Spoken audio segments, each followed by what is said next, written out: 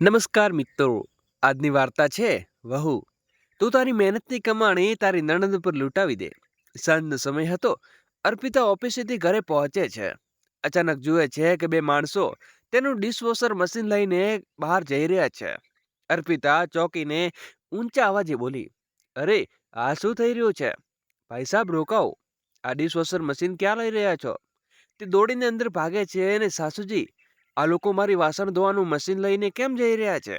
શીલાજી બોલ્યા, અરે વહુ, હવે આ તારું નથી રહ્યું.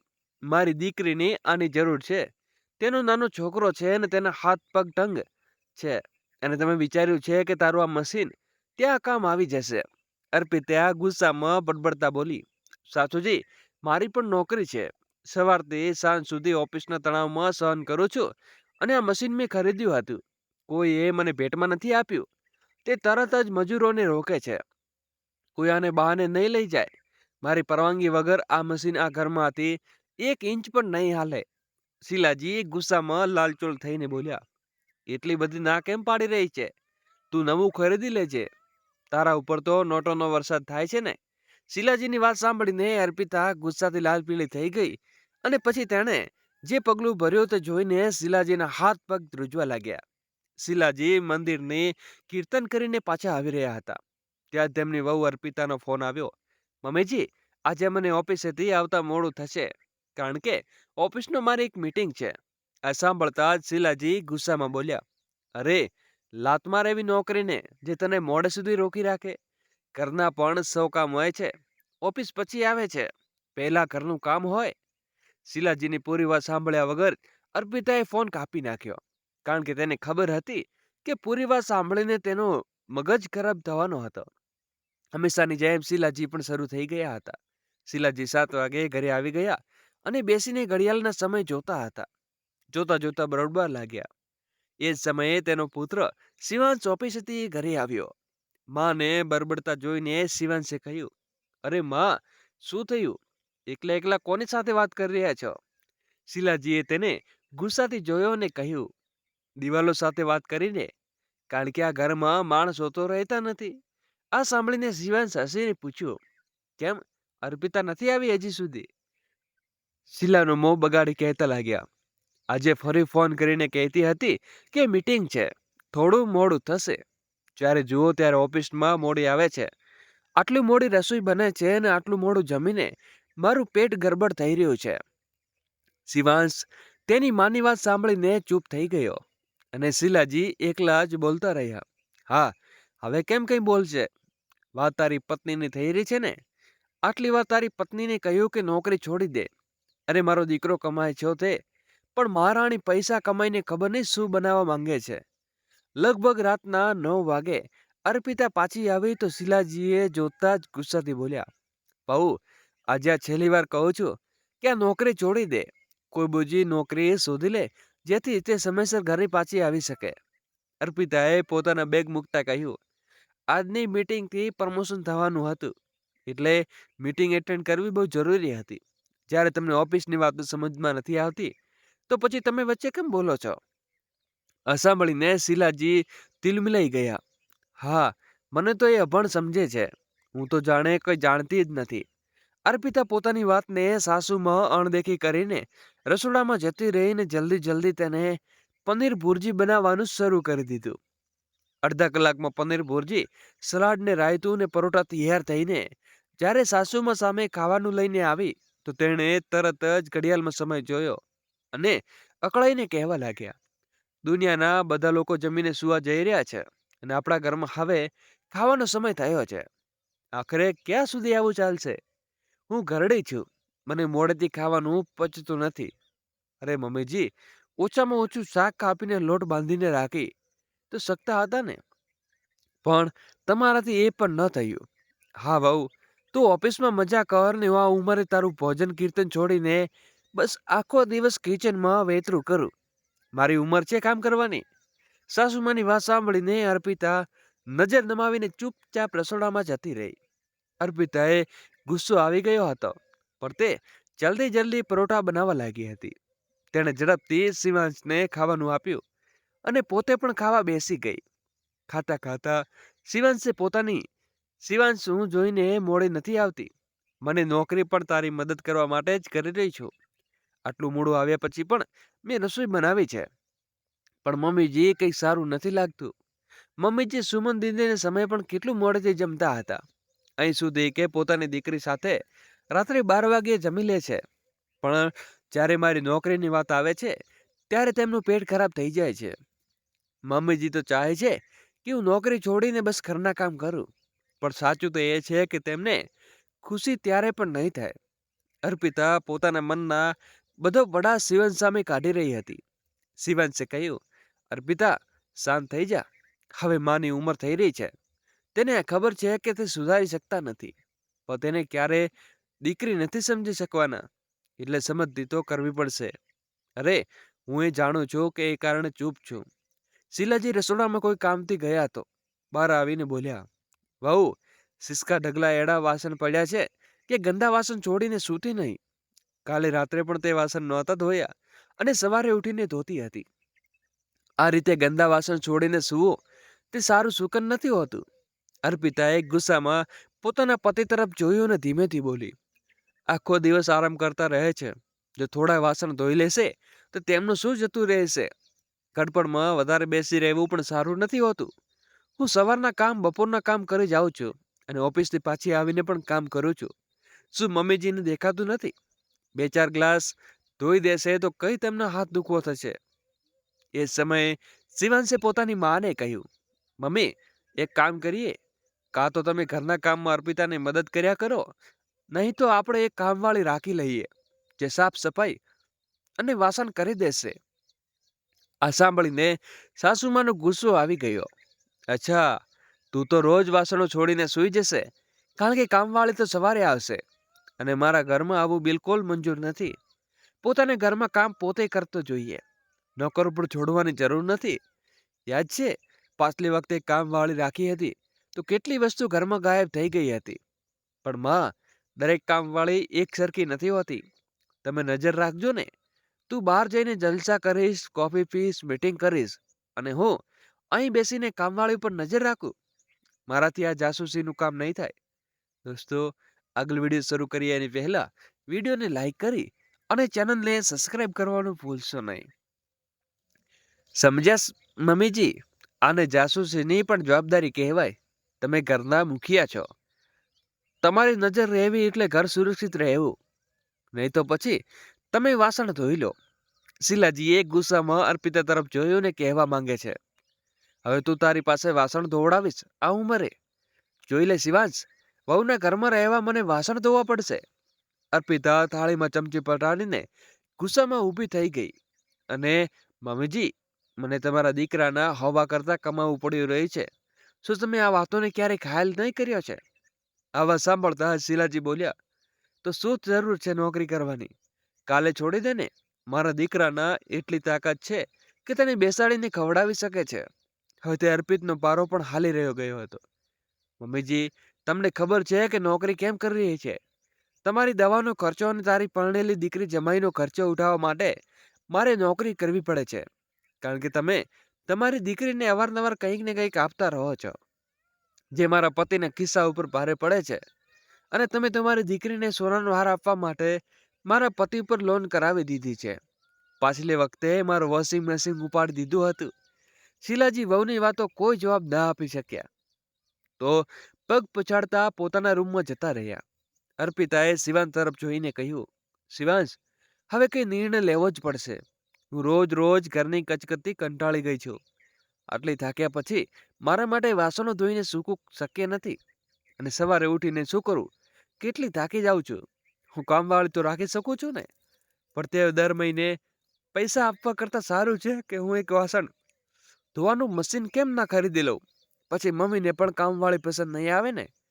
આવા સાંભળીને શિવાંશે કહ્યું, જોઈ લે, ક્યાંક માને મશીનમાં ધોયેલા વાસણો પસંદ ના આવે તો? અર્પિતાએ ગુસ્સામાં કહ્યું, જુઓ શિવાંશ, મમ્મીજી તો એડજસ્ટમેન્ટ કરવું પડશે.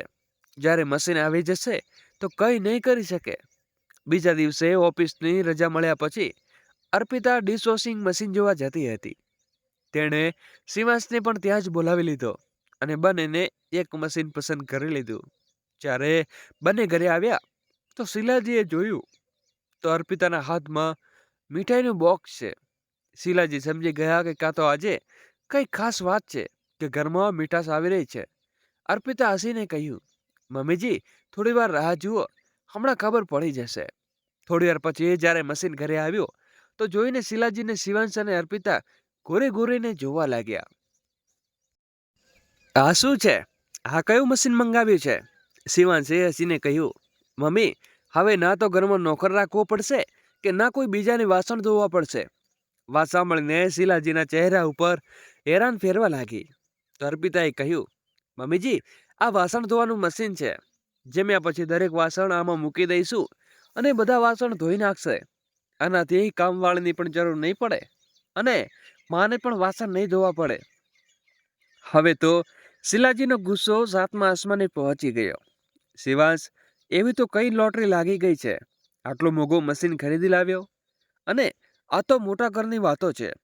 આપણે કેટલા અમીર નથી. વહુની કામચોરી આનાથી પણ વધી જશે. આ સાંભળીને અર્પિતાના પોતાના સાસુ ઉપર ગુસ્સો આવવા લાગ્યો અને તે બોલી, મમ્મીજી આમાં કામચોરી ક્યાંથી આવી ગઈ? જ્યારે હું આરતી વાસણ ધોતી હતી તો શું તમારામાંથી કોઈ મારી હેલ્પ કરાવતું હતું?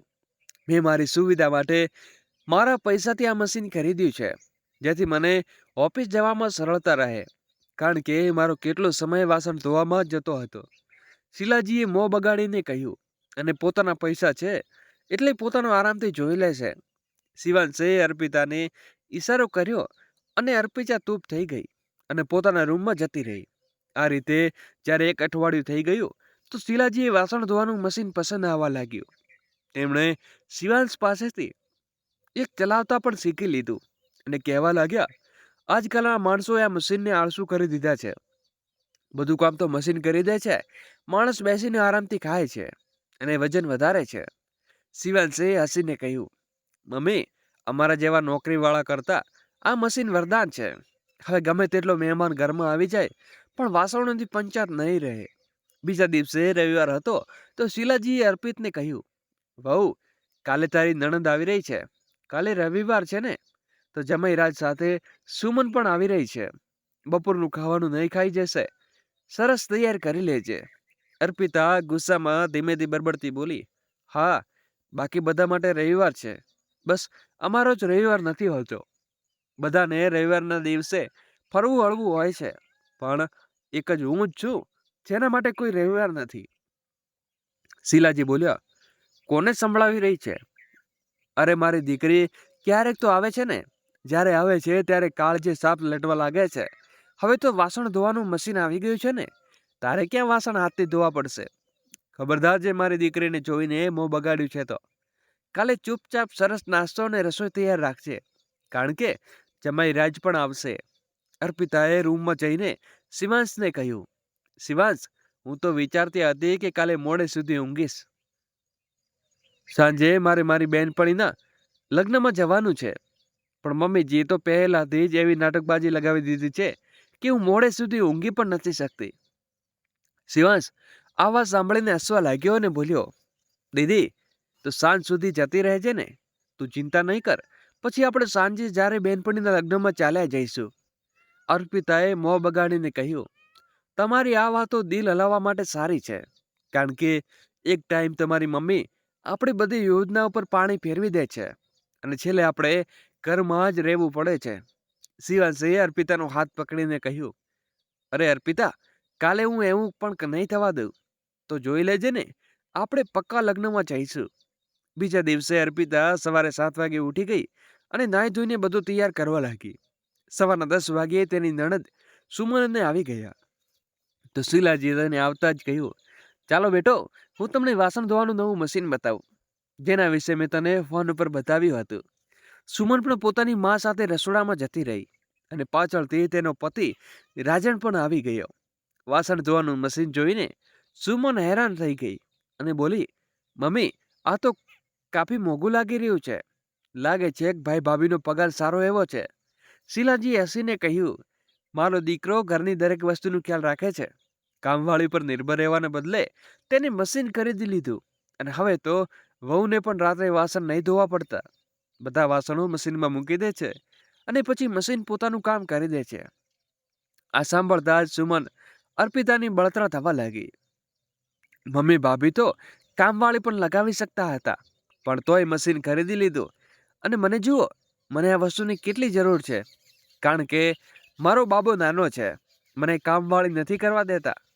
સાસુમાં પલંગ ઉપર પડ્યા રહે છે અને જુઓ, માં બધી સેવા કરતા કરતા કેવા હાથ છાલ પડી ગયા છે, પણ આપણી તો તાકાત નથી આ ખરીદવાની. ત્યારે સુમનના પતિ રાજેને કહ્યું, અરે સુમન, તું આટલી ચિંતા કેમ કરી રહી છે? તું પણ હવે જલ્દી જલ્દી આવું વાસણ ધોવાનું મશીન લાવી આપીશ ને? સુમને પોતાના પતિ સામે મોં બગાડીને કહ્યું, હંમેશાની જેમ આ વાતો કરતી હશે કે હવે તમે રહેવા દો. શીલાજીએ તરત જ કહ્યું, બેટા ચિંતા ન કર, હું તને મશીન મોકલાવી દઈશ. શીલાજીએ આવું કહેતા જોઈને અર્પિતાની અંદર ગુસ્સો ઉકળવા લાગ્યો. શીલાજી હંમેશા આવું જ કરતા હતા. એકવાર તેણે નવું મિક્સર ખરીદ્યું તો સુમને જોઈને કહ્યું કે આ મિક્સર તો મને પણ જોઈએ છે, કારણ કે મારા વાળા તો ખરાબ થઈ ગયા છે. આ સાંભળીને શીલાજી શિવાંશની પાછળ પડી ગયા હતા. તે પોતાની બહેનને પણ આવું નવું મિક્સર ખરીદી દે છે. સુમન બેશરમ જેને દરેક વસ્તુની ઈચ્છા બતાવતા લાગી છે, અને પછી માં શિવાંશને હંમેશા અણજણ છોડીને મોં ફૂલાવીને રૂમમાં બેસી જતા, અને શિવાંશે તેમને જીદ પૂરી કરવી પડતી. આવી જીદો દરેક એક દિવસ વોશિંગ મશીન પણ પોતાની દીકરી માટે ઘરે મોકલી દીધું હતું. અર્પિતા ચાહીને પણ કંઈ ન કરી શકતી હતી, કારણ કે કમાણી તેમના દીકરાની હતી. પણ હવે આ વાસણ ધોવાનું મશીન આપવું શિવાંશ અને અર્પિતાના વશમાં ન હતું. અર્પિતા મનમાં વિચારવા લાગી કે સુમન દીદી દરેક વખતે જેમ ફરીથી આવું જ કરી રહ્યા છે. ખેર, જમવાનું પતાવીને રાજન પહેલા ઘરે જતો રહ્યો, પણ સુમન થોડી વાર માટે પિયરમાં રોકાયેલી હતી. તેની નજર તો ડિશવોશ પર ટકેલી હતી. ત્યારે અર્પિતાએ સગળું કામ પતાવીને આવી, સાજણજી, આજે મારી બહેનપણીના લગ્ન છે, થોડી વહેલી તૈયાર થઈ જાઉં છું. દીદી, તમે 10 મિનિટ પછી નીકળશો ને? તો હું પણ નીકળી જઈશ. શીલાજી બોલ્યા, સારું સારું, જા તારો શેર શણગાર પૂરો કરી લે. 1 કલાક પછી અર્પિતા જેવી રૂમમાંથી બહાર આવે છે, તેના ગાઉન ઉપર બધાની નજર અટકી જાય છે. વાદળી સિલ્ક ગાઉન ચમકતા મોતીઓથી સહેલું, અને સુમનની આંખોમાં બળતરાની લાલચ ચમકી ઉઠે છે. સુમન હેરાન થઈને બોલી, અરે ભાભી, આ ગાઉન તો વાહ, કેટલું સુંદર લાગી રહ્યું છે. કેટલાનું લીધું હશે? અર્પિતા બોલી, આ 5,000નું છે દીદી. પાછલી વખતે ભાઈ બીજના દિવસે મારા ભાઈ ભાભીએ મને ગિફ્ટ કર્યું હતું. બહુ પ્યારું છે ભાભી. એક વાત કહું, આ ગાઉન મને આપી દો ને. મારા ફુવા સાસુની દીકરાના લગ્ન છે, અને મારી પાસે ઢગલા કપડું પણ નથી. તમારું તો નવું નવું આવડું રહે છે. દીદી, મારા પિયરમાં મળેલી નિશાની છે, માફ કરજો, આ હું નહીં આપી શકું. આટલું સાંભળતા શીલાજીનો ચહેરો કડક થઈ જાય છે, અને અવાજ ઊંચો કરીને બોલે, અરે વહુ, તું દરેક નાની વાતમાં નણંદ સાથે બહેસ કરે છે. 4 કપડાની વાત છે, ઘરનો માહોલ બગાડવો જરૂરી છે શું? આપી દે ને તારી મોટી નણંદને, શું જઈ જશે? 4 પૈસા કમાવા લાગે છે. બહુ બોલતા શીખી ગઈ છે. તું આટલી મોડી વાત બતાવી રહી છે 4 ટુકડા કપડા માટે? જા ઉતાર તારું ગાઉન અને કોઈ સાડી પહેરી લે. તારી નણંદ પહેરું પાછું આપી દેશે. ખાઈ નહીં જાય તારું આ ગાઉન. શિવાંશ આવીને બોલે છે, માં, આપણે લગ્નમાં જઈ રહ્યા છીએ. તમે મા દીકરી મળીને તમાશો કરી રહ્યા છો. શું મેં દીદી માટે લોન નહીં લીધી? તેમને સોનાનો હાર આપ્યો છે. હવે એમને શાંતિથી લગ્ન જવા દો. વધારે ટોક ના કરો. કહેતા સાથે જ બંને લગ્નમાં ચાલ્યા ગયા. સુમન ગુસ્સામાં પોતાના સાસરે જતી રહી. 2 દિવસ પછી શીલાજીને ખ્યાલ આવ્યો કે વહુને ગાઉન મારી દીકરીને ન આપ્યું, જેથી તે નારાજ થઈ ગઈ છે. કહો તો તેનું વાસણનું ડિશવોશિંગ મશીન મોકલી દઉં. તો પોતાના દીકરાને બેસાડીને કહ્યું, જો શિવાંશ, તારી બહેનને આ મશીનની બહુ જરૂર છે, કારણ કે તેનો બાબો પણ હજુ નાનો છે, તેને કામ નથી કરવા દેતો. જમાઈ રાજની આ હેસિયતની કામવાળી રાખવાની નથી. એટલે તું એવું કર, આવું એક બીજું મશીન ખરીદીને તારી બહેનને વખતે દિવાળીનો ઉપહાર આપી દે. આ સાંભળીને શિવાન હચબાતો ગયો, અરે માં, બીજી વાર આ મશીન ખરીદવું કોઈ મજાકની થોડી છે. થોડી વાર માટે તો એટલા પૈસા પણ નથી. આ મશીનને એકલા નથી ખરીદ્યું, પરંતુ અર્પિતાએ મને ભેગા મળીને ખરીદ્યું છે. શીલાજી આંખોમાં આંસુ લાવીને કહેવા લાગ્યા, કેવા નસીબ છે મારી દીકરીના, જેના પિયરમાં કોઈ વસ્તુની કોઈ કમી પણ છે, પણ સાસરામાં અભાવ છે. મેં મારી દીકરીને કેવી રાજકુમારીની જેમ રાખી હતી, પણ સાસરામાં તો તે કેવા દિવસો જોવા પડી રહ્યા છે. એક ભાઈ છે, તે કંઈ નથી કરતો તેના માટે. બેન દીકરીને આપવાથી ઘરમાં બરકત થાય છે બેટા. અર્પિતાને ગુસ્સામાં પોતાની સાસુને કહ્યું, મમ્મીજી, આ બધું કહેવાની જરૂર નથી, કારણ કે હવે ફરીથી આ મશીન ખરીદવું અમારી ક્ષમતા બહાર છે. કાલ સવારે અમારે પણ બાળકો થશે, અમારે પણ કંઈક ભેગું કરવું પડશે ને. તમારી દીકરીનું મોં સુરક્ષા મોટું થઈ ગયું છે, તેનો મતલબ એ નથી કે આપણે તેની દરેક ઈચ્છા પૂરી કરતા રહીએ.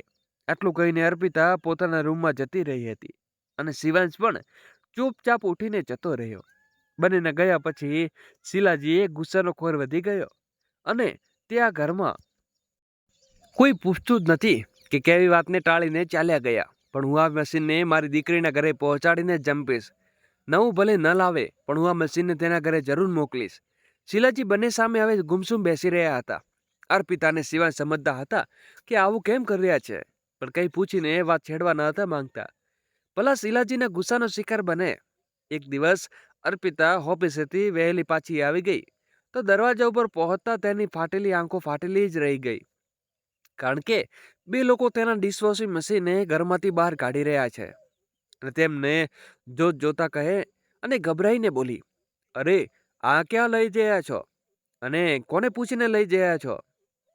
જ્યારે અર્પિતાએ તેમનો રસ્તો રોક્યો તો બંને મશીનની નીચે મૂકીને કહ્યું, મેડમ, ગાડી ઊભી છે, સામેથી હટો. અમને આ મશીન લઈ જવા માટે પૈસા મળ્યા છે. આ સાંભળીને અર્પિતા અવાક રહી ગઈ.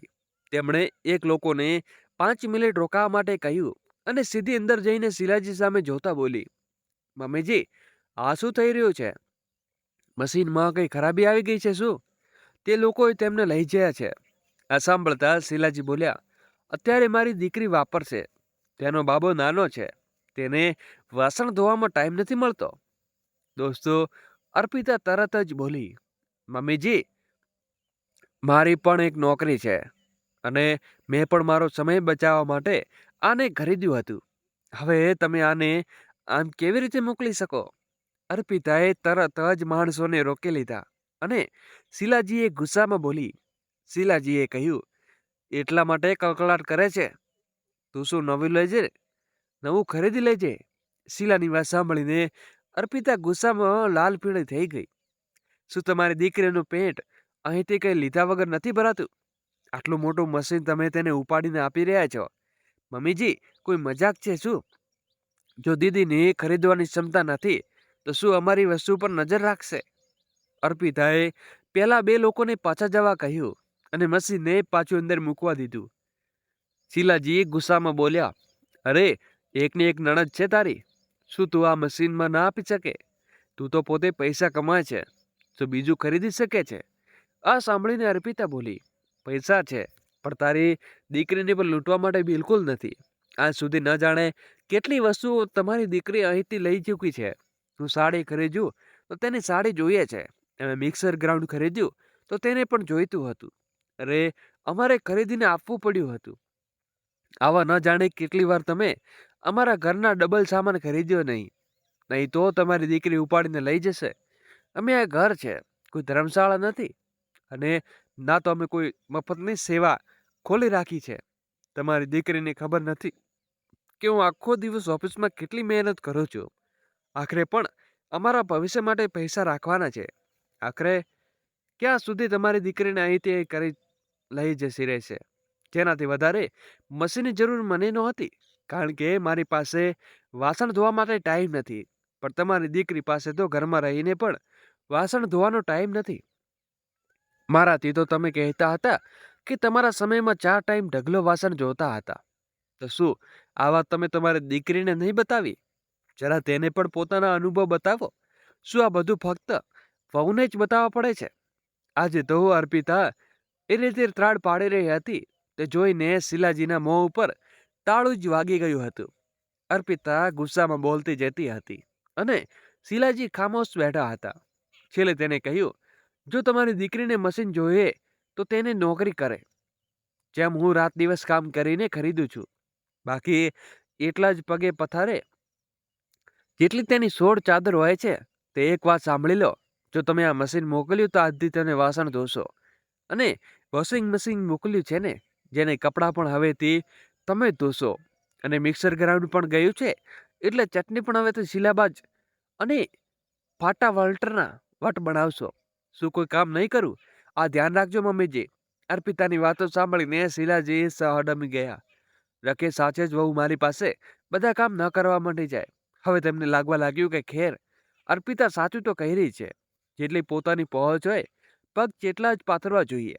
તેમણે તરત જ પોતાની દીકરી સુમનને ફોન કર્યો ને બોલ્યા, સુમન બેટા, હું તને તે જ કહેવા માંગતી હતી કે જેટલી જમાઈ રાજની હેસિયત છે એટલા તો તેને શીખ, નહીં તો પોતે મહેનત કરીને આગળ વધ. આખરે તારો ભાઈ ક્યાં સુધી કરશે? આગળ તેનો પરિવાર પણ વધશે ને. આ સાંભળીને સુમનનું મોં ખુલ્લું રહી ગયું. તેણે સમજી ન શકી કે આખરે આજે તેની માના બોલ બદલાઈ કેવી રીતે ગયા. શીલાજી ફોન કાપીને ચૂપચાપ પોતાના રૂમમાં જતા રહ્યા, અને અર્પિતા પણ કિચનમાં જઈને ચા બનાવવા લાગી. તેને સગળું સાંભળી લીધું કે શીલાજીએ સુમનને શું કહ્યું છે, અને મન મન વિચારી રહી છે, જો આજે સમયસર આવી હોત તો આ વાસણ ધોવાનું મશીન પણ નણંદરાજીના ઘરે પહોંચી ગયું હોત. પણ મને તો વિશ્વાસ જ નથી થઈ રહ્યો કે મારા ભાષણ પછી મમ્મીજીને સુમન દીદીને આટલો કરારો જવાબ કેવી રીતે આપી દીધો. તે સમજી ગઈ કે ઘી કાઢવા માટે ક્યારેક આંગળીને વાકી કરવી પડે છે. આજે તેને એ પણ કહ્યું હતું કે વાતોનું તીર નિશાન પર વાગ્યું છે. તેને તો ફાયદો થયો છે. એ દિવસ પછી શીલાએ વાત વાતમાં અર્પિતાને મેણટોણા મારવાનું બંધ કરી દીધું હતું.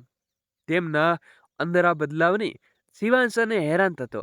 અર્પિતા પણ હવે ખુશી રહેતી હતી. તો મિત્રો, આજની વાર્તા વિશે તમારો શું અભિપ્રાય છે તે કોમેન્ટ બોક્સમાં જરૂરથી જણાવજો. અને જો તમને અમારી આજની વાર્તા ગમી હોય તો પ્લીઝ આને લાઈક કરો અને ચેનલને સબસ્ક્રાઈબ કરો. Thank you. જય શ્રી કૃષ્ણ. રાધે રાધે.